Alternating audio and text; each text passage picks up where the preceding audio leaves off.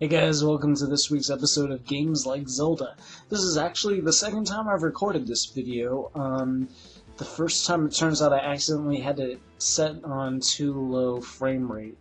So hopefully this one goes as well or better than the last time.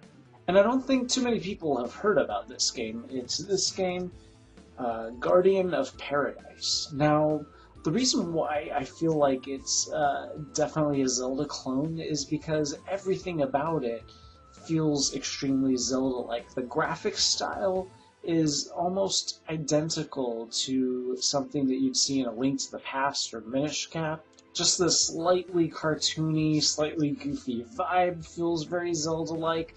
The puzzles are all very Zelda-like. The combat is very Zelda-like. Even the story, how it's kind of not overly ambitious, is very Zelda-like. So let's talk about some of the specific aspects about this game. In this game, you will find posts that you have to hit with a hammer, and these post things look exactly like the post things in A Link to the Past and other 2D Zelda games. So for those of you familiar with having to smash those type of obstacles with a hammer, this is exactly that. What's a little bit different is that you don't acquire an item that is a hammer, but rather you acquire these, you don't really acquire items at all in this game. Instead what happens is you meet up with 5 different elemental spirit things, and each of these allows you to cast, I think, 2 different types of spells. So one of them basically puts a hammer in your hand and lets you attack whatever's in front of you with it. And then there are other types of spirits that you meet that let you do other types of things. For instance, one of them lets you jump over chasms. As soon as I encountered this new ability, I was like, this is the Rock's Feather. Oh, bombs. One of them lets you plant bombs. The way that you use bombs in this is incredibly Zelda-like. They're not really necessarily used to attack enemies, although you can, but more for bombing holes through walls to find treasure and things like that. So what is not quite so Zelda-like is that you're not really out to save the world in this game. This game is a little less ambitious in the plot. Basically, it's just that your sister is very, very sick, and there's no known cure for her sickness, but there are legends that say that in paradise there's a mystical water that can cure anything. So of course you go out and try to find that. So that's a little bit different from Zelda. You're not out to save the world or anything, but even so, just how kind of cutesy it is, even though it's very, very sad because your sister is dying. Just the vibe in general is kind of cutesy, and that's true for a Zelda game. In Zelda games, the world is going to come to an end, but all the townspeople and everybody are still having a good time, and it's still kind of cutesy. I really think even down to specifics, like the way they design their trees, looks almost identical to the way you would see a 2D Zelda game design its trees. And then there are a lot of puzzles in this game, a lot of pushing block puzzles.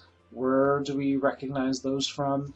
A lot of really intricate puzzles. Actually, this game might be a little bit more tricky in the puzzle category than Zelda games, because what happens in this game is you can't just use those abilities that I mentioned earlier whenever you want, because you can only use one spirit's ability at a time. So if you've got the fire spirit, you can't just switch over to the water spirit. What happens is when you defeat enemies, sometimes they give you hearts, or sometimes they give you these coins. And what the coins are, they're 5 different colors, one for each of the different elemental spirits.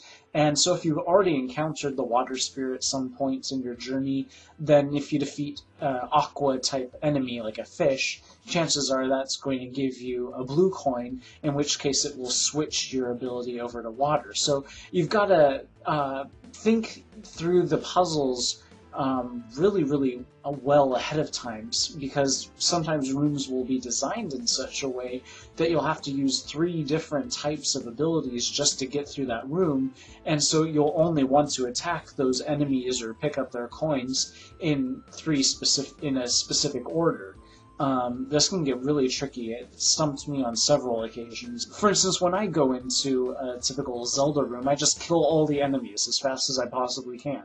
But that doesn't really work to your benefit in this game, because sometimes you're going to want to leave specific types of enemies alive, because you will eventually know that they're those types of enemies that give you a yellow coin or whatever, and that you'll need that not exactly at this point, but after you get over this barrier over here. It can get really tricky, but I think that's a lot of fun. On the downside, the game is pretty short. I think there are only 5 areas, and those are all pretty easy to get through. I mean, the puzzles can be tricky, but they're not gigantic areas.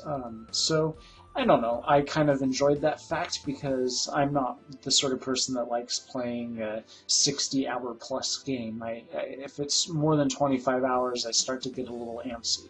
So, so maybe you're like that, and I think this one clocks in at around 20 or something. It was created by this Japanese guy, and for a long time it was only available in Japanese, but thankfully there is an English translation. He calls himself Buster, and he just tends to create free games, and he's extremely talented at it. I mean, all of the puzzle design, all of the graphics, it's all professional quality, professional 2D action RPG quality. So, so you're getting your money's worth, and then some, since you're not actually spending any.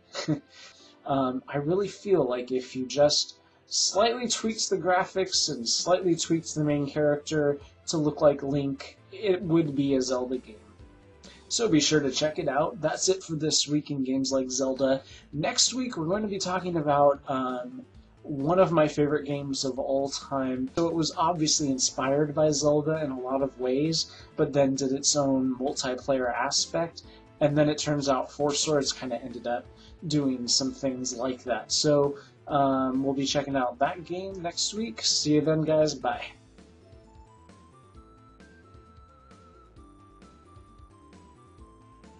So be sure to check it out.